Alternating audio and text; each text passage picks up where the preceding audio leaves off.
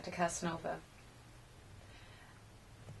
We're introduced to Casanova through asked for's first impressions, and so when you were describing the wig and coming back to Venice as an old woman, our first, partly because of how asked for describes him, but in terms of his interaction with the people in those early moments, he's not that attractive necessarily, right? And I think, and I really appreciated that, and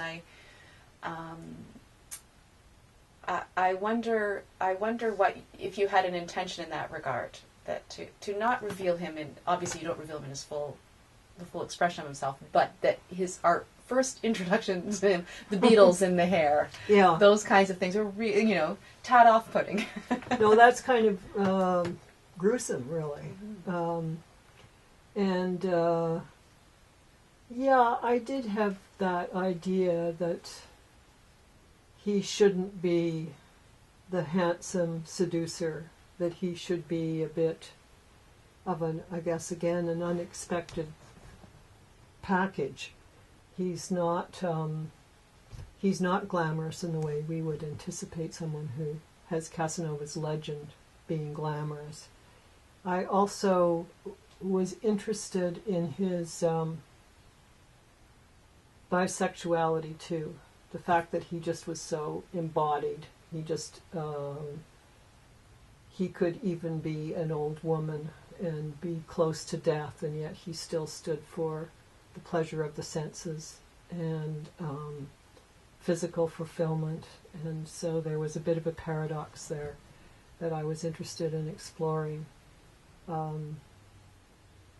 At one point in the early drafts, I had loose a hermaphrodite, and I was going to have her travel with Casanova and learn to embrace her body through his kind of wisdom of the body. But I decided not to do that. I would never be able to travel, because the hermaphrodite's body would just take over the whole narrative.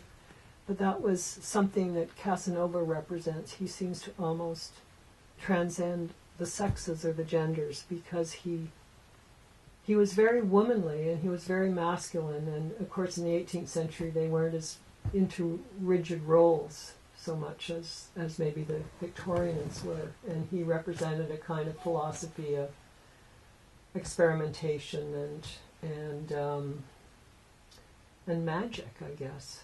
So you weren't even limited to your gender exactly. No, there is a school of thought that thinks Casanova was gay, and I think that's wonderful that there is that school of thought. And he the way he moved through life, he could be many things to many people, and that's okay.